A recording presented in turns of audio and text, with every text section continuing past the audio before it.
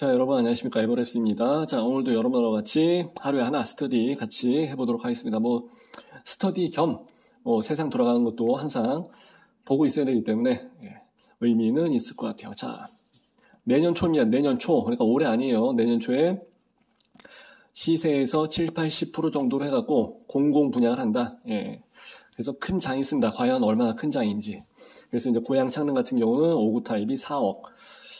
5구 타입이 4억이다? 그러니까 이거는 아파트 24평 정도, 그냥 우리 옛날 말로, 근데 이제 네이버라든지 다른 데서 보게 되면 아마 17, 18평으로 해서 나와 있을 거예요.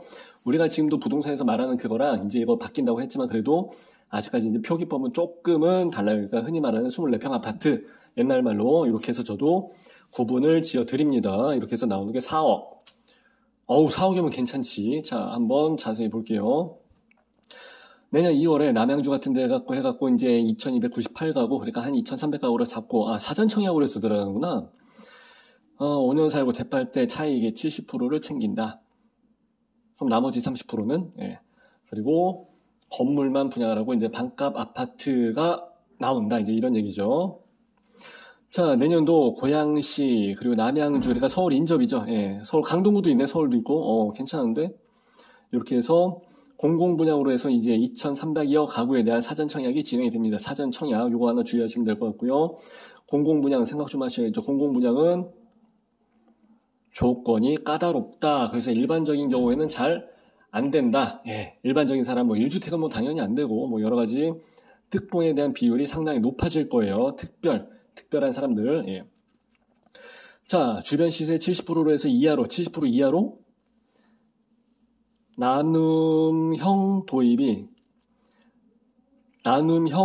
후 첫 사전 청약인 만큼, 조금 이제 말이 어려운데, 70이든 80%든 간에 이제 그건 좋은데, 과연 내년 초에 아파트 매매 시세가 어떻게 될 것인가, 이제 그것도 좀 생각을 해봐야죠. 근데, 이 사람네들도 정부에서 한다 할지라도, LH나 SH나 다 마찬가지예요. 어떤 사업의 주체가 설령 공기관이라 할지라도 얘들도 장부를 씁니다. 그래서 이제 항상 남겨 먹어야 돼요. 그렇기 때문에 손해보는 장사를 하지는 않아요. 그래서 이제 내년 초에 시세를 어떻게 잡게 될까? 이제 이게 하나가 관건이죠. 지금 금리가 일단은 계속 상방 추세로 가다가 이제 조금 진정이 되는 추세이기 때문에 그렇게 돼서 이제 분양 가격 자체는 비싸요. 너무 큰 기대를 하지 말아야 될 거는 뭐냐면은 분양 가격 자체는 비싸집니다. 왜냐면 아파트 원자재 값이 인건비도 마찬가지고 다 올라가 버렸기 때문에 내년 초 시세는 빠져도 건설비 자체는 올라갈 수도 있다는 거 참고하시면 좋을 것 같고요. 그리고 그리고 이제 사전 청약. 키워드를 한번 만들어 볼까? 그리고 사전 청약. 일단은 이렇게 해서 잡고 가면 될 것 같아요. 시세. 요거는 이제 물음표. 오케이. 자, 2298가구를 사전 청약 이거를 해서 30일날 공고가 나온다고 그럼 내일이네요. 그죠? 이거 보면서 방송을 한 번 더 해야 될 것 같고요. 접수는 2월서부터 이제 시작을 한다. 공고 일정이 중요합니다. 공고 일자가. 이게 그러면은 하루 이틀 차이로 22년도가 이제 돼버리는 거죠. 공고 일자가 언제냐에 따라서 나의 그 전입 일자라든지 청약통장 가입 기간이라든지 모든 게 이제 결정이 되기 때문에 공고 일자가 굉장히 중요합니다. 접수는 나중에 언제든 할 수 있으니까. 자, 그래서 요번 정부에서 이제 발표한 거, 50만 가구, 공공분양주택으로 해서 50만 가구를 짓겠다라고 한 거에 대한 이제 조치죠. 그래서 이제 고양시 창내에서 877 양정역세권이라고 해갖고 이제 제가 항상 그 방송을 하던 지역이 하나 있었지 않습니까? 서울에서 강북에서 오른쪽 그렇게 해서 이제 경춘선, 경의중앙선 이런 애들 쭉 나가는데 거기 이제 양정역세권이라고 해가지고 제가 방송을 했던 곳 그 바로 전에 거기 공터가 상당히 넓습니다. 양정역이 있는데요. 양정역. 거기 어디 캠퍼스가 들어선다는 얘기도 있었고 여러 가지 썰들이 좀 많이 있긴 하죠. 근데 여기가 이제 개발된다는 얘기는 하긴 했었어. 근데 여기서 549가구, 진접2에서 372가구, 그리고 이제 강동 고덕 여기 3단지에서 500가구, 그러면 500개 1000개 요거 하면은 한 1200개 해서 한 2200개 정도? 그러니까 2200개가 나오는구나. 자, 이 중에서 고양 창릉하고 양정은 나눔형으로 해서 이제 나간다 하죠. 나눔형 해서 한번 보겠습니다. 의무 거주 기간이 있어요. 그러니까 이거는 나중에 아파트가 이제 지어지고 난 다음에 바로 들어가야 돼요. 나중에 내가 뭐 늙어 죽을 때 해서 5년 채우고 갈게 이건 안 되고 예, 가끔씩 이제 그런 쪽으로 생각하시는 분들도 계시는데 그건 너무 자기 좋은 쪽으로 해서 해석을 해서 이제 그런 거고 입주하자마자 예, 입주 기간 시작되자마자 의무적으로 5년을 채워야 된다는 거예요. 근데 이게 조금 핸디캡이 되죠. 왜냐면은 내가 마음대로 이제 사고팔고라든지 할 수가 없고 이제 동네 부동산들도 매매 건수가 이제 적어지고 매매 전세 월세가 다 없어지는 케이스니까 예. 그래서 시장 경제에 미치는 여파가 좋은 점도 있고 나쁜 것도 있고 이제 그렇습니다. 의무 거주 기간 5년 이거는 공공이라 그런지 꽤 기네. 보통 2년 정도를 해서 했을 때도 시장의 여파가 만만치가 않았는데 5년을 한다. 조금 그렇죠. 예, 좀 길다. 예. LH에다가 나중에 팔 때, 그러니까 5년 후에 팔게 되면은 시세 차익의 70%를 챙기게 된다. 그래서 이제 나머지 30%는 과연 어디로 가느냐? 이걸 가지고 말들이 많죠. 얘네들이 이제 여기서 저렴한 금리로 해서 돈을 빌려줬으니까 대출도 이제 80%까지 해서 한다 그러면 거의 뭐 대출 많이 해주는 거죠. 근데 대출 금리를 적게 해주는 건 좋은데 그렇다고 해서 돈 빌려주고서 니네가 그럼 여기 30%를 가져가서 먹겠다는 거잖아. 그래서 LH가 이제는 땅 장사도 하는 거에 넘어서서 아예 이제 금리, 돈 장사까지 하는 거 아니냐라는 이야기가 나왔던 부분이기도 하죠. 하여튼 진짜 LH는 망하진 않을 것 같아. 참 잘해먹고 다닌다, 그죠? 네. 자, 하여튼 전체 물량의 80% 여기서 나눔형에서 나가는 게 양정역세권 아까 500개, 고양창 내에서 800개, 한 1200개 정도 나가는데 하여튼 각각 여기서 이제 80% 정도는 다 특공으로 해서 이제 들어갑니다. 특공으로 해서 청년 15%, 신혼부부 40%, 결혼 7년 이내 신혼부부, 그리고 결혼 예정자도 가능합니다. 예정자까지. 그리고 이제 생초. 맨 처음 주택을 아예 처음 주택을 구매를 한 사람이 아니라 주택을 아예 구매를 했던 기록 자체가 없는 사람이에요. 그래서 명의 변경이나 이런 것도 잘 하셔야 돼요. 이건 전략적으로 잘 짜서 하는 거지. 나는 예전에 명의만 한번 잠깐 며칠만 갖고 있었었는데 라고 하는 경우도 가끔 현장에서 나오죠. 이런 사람들은 안 돼요. 자, 청약 당첨 기회가 적었던 39세까지 뭐 미혼 이 사람들을 위해서 청년 특공이 처음으로 도입이 된다고 하는 거죠. 예. 그러나 또 문제가 되죠. 저처럼 월 소득이 적고 오갈 데 없는 전세 월세 살고 있는 저 같은 사람들은 전세도 못 살고 월세 살고 있는데 과연 나이 먹고서 40, 50 먹어서 지금 전세집을 전전긍긍하는 저 같은 중년층은 어찌하오리까?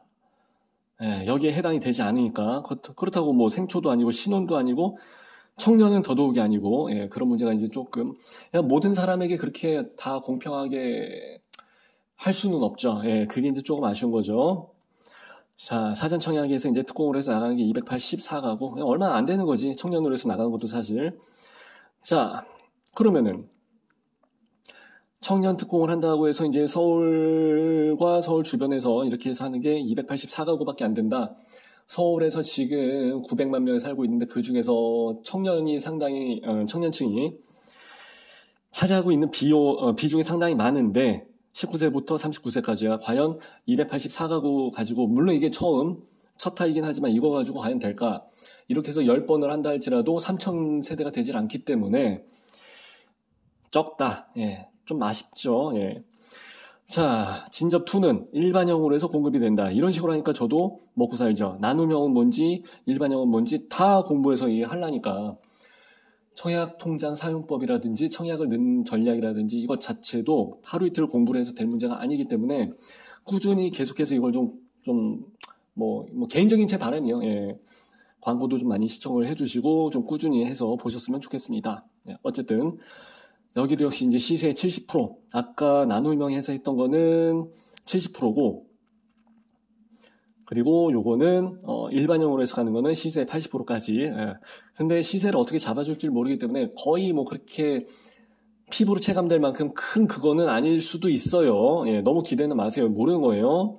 자, 여기서는 신혼부부 20, 생초 20, 다자녀. 다자녀가 들어가는구나. 노부모, 부양까지 해서. 노부모는 요즘 거의 없어요. 요런 데서 이제 미달이 나온 경우가 있습니다. 요런 데서. 다자녀 같은 경우는 자녀 6명 있는 경우도 많이 봤어요. 저는 현장에서. 다자녀 은근히 많습니다. 자, 토지를 공공이 소유를 하고 건물만 분양을 하는 토지 임대부 주택. 이거 예전에 나왔던 건데 이것도 앞으로 한 100년 동안 이런 식으로 해서 정부가 모든 아파트를 공급을 한다 그러면 괜찮은데 뭐 정권 따라서 했다 안 했다 뭐 이런 식으로 해봤자 뭐 잘해야 10년 가고 하니까 나중 되면 또 없어질 수도 있는 그런 조건이긴 한데 이런 식으로 하게 되면 과연 이런 집이 나중에 매매가 가능할까? 예, 건물만 가져가는 거야. 그러면서 토지에 대해서는 임대료를 계속 이제 내야 된다는 거죠. 별도로 받는다 그러니까 이제 말이 좀 이제 어감이 좀 이상한데 토지 비용에 대해서 임대 비용을 계속 내는 거예요. 그러니까 이거를 얼마를 할지를 모르겠고 일단은 여기서 반값 아파트로 먹고 들어가는 게 있기는 있는데 예, 그게 이제 조금 또 숫자 노름을 해야 되는 부분이 있습니다. 그러니까 여지는 많이 있어요. 어떻게 될지 모른다는 거죠. 자, 추정 분양가 이게 중요하죠. 일단은 5구 타입 24평으로 해서 봤을 때 고양 창릉이 3억 9천이니까 한 4억으로 잡읍시다. 고양 창릉에서 4억. 여기 나온 거 4억. 그리고 양정 역세권에서 나왔던 아파트도 이 정도 수준은 아닌데 뭐 한 4억. 고덕강일. 야, 고덕강일에서도 오히려 더 저렴하게 나왔네. 고덕강일에서 3.5억. 남양주 진적 같은 데는 3억 선.